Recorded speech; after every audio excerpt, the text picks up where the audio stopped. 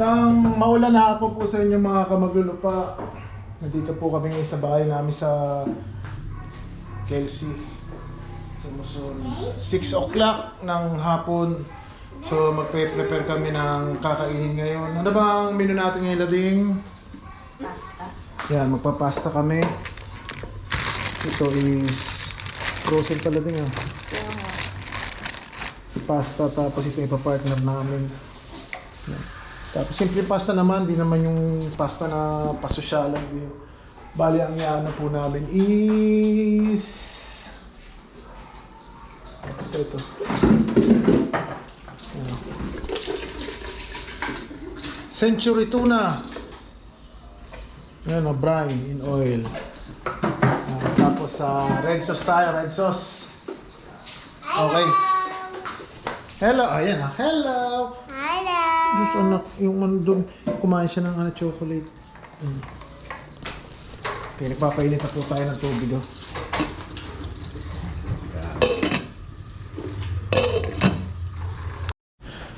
Ayun, bali po doon sa ano ko po, doon sa vlog ko po, tungkol po dito sa Kelsey Homes, yung konting impormasyon sa pagkuha ng bahay sa Kelsey. Meron po mga nagtanong po ng mga followers natin. Ewan ko, followers natin yun. May nagtanong po sa atin si Nancy Gabiosa. Bali yung tanong niyo po ay sasagot po isang misis ko. Yan. Ambush yan, ambush. Bali ang tanong ni Miss Nancy Gabiosa 773. Bale, sir, di naman po ba substandard yung bahay nila? Wala po ba kayong problema sa pag-turnover? Wala naman naging problema sa turnover.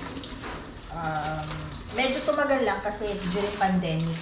But, tama lang naman yung pag-turnover. At bago naman i-turnover yan, i-inspect mo bago ka pumirma. So, kapag may nakita kang hindi maganda sa pagkakagawa, iyaano mo yun sa engineer. Irereklamo mo sa kanya. Tapos, basta hanggat hindi ka pumipirma, ibig sabihin is hindi ka pa satisfied, meron ka pang pwedeng ipagawa sa kanila. So, ganun yung nangyari sa amin.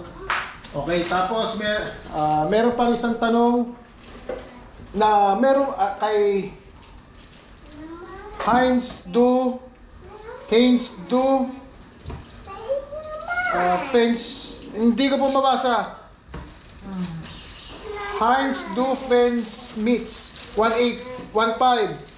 Ito po, meron po bang PLDT sa Kelsey Hills? Lilipat po kasi kami dyan this year. Ready for occupancy? Hindi, meron PLDT. Ano bang ano natin? PLDT. Yes. Ang net natin is PICS. So, kasi ang alam ko, Pix! by area siya, pero powered by PLDT. Maganda naman no? Wala naman. Powered by PLDT naman yung ano. So, parang may bawat area eh. I was scouting talaga sa Converge, pero itong sa area, PICS daw. Pero maganda naman siya. Okay. Tapos, meron pa pong isa. Good evening, sir. Kamusta po ang tubig and ilaw sa Kelsey? Malakas po bang pressure ng tubig? Bihira po ang water interruption? Salamat po. Sa ngayon, wala namang problema. Oo, sa ngayon. Pero nung una, meron. Nung una, meron. Mahina yung tubig. Pero naayos na nila. Tapos wala na kami nagiging problema. So, at kung meron man silang gagawin sa tubig, meron namang announcement ang Prime. Prime water kasi hindi pa. Okay. Ito pa. Kuya, nung after punch listing nyo, ilang months bago nakabit metro ng tubig nyo? Hindi ko na matandaan.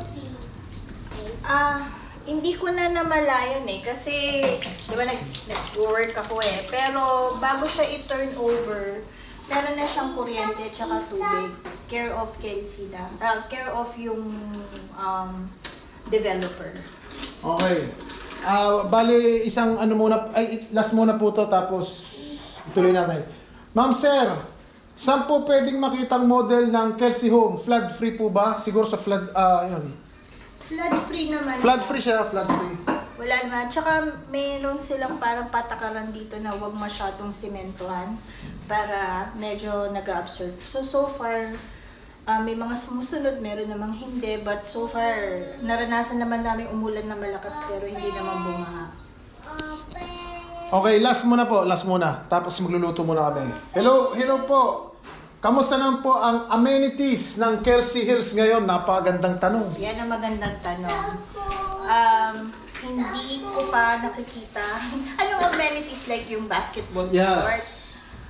Well, hindi kasi kami masyadong but mga naririnig ko lang hindi na siya parang open, parang pinrivatize na siya, pati yung swimming pool. Ganon? Parang na siya, na hold yung pagpapagawa. So, hindi na makapag-swim ang baby natin? Well, ewan ko kasi sabi naman, sana magkaisa ang homeowners at isulong niya. But hindi ko alam hindi pa kasi ako nakaka-attend ng mga meeting ng homeowners. Okay, wait lang po. Magluluto lang ako.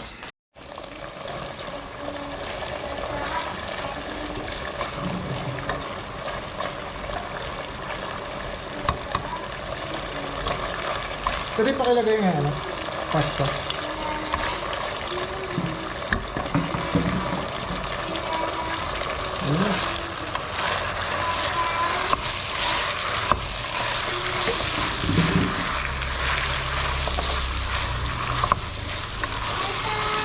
May batang nangungulit, oh. Ay, saan na ba yun? Yan. Tapos, nagtubig siya. Pero matutuloy yun. Okay, pre-selling po bang Bianca? Isa pang tanong ni File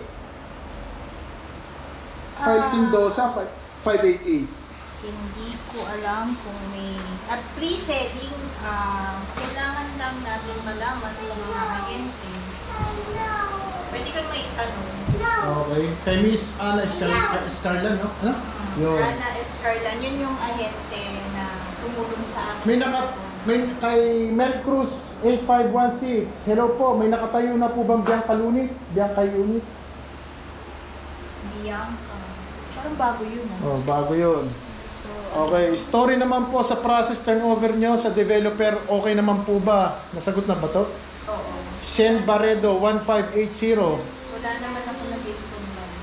Okay.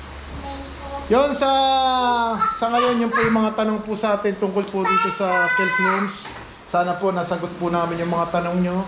At saka sana po sa mga makapanood po nito, mag-subscribe naman po. Ayun, oh. Okay, maraming salamat po sa inyo. Sana natulungan ko po kayo. Salamat.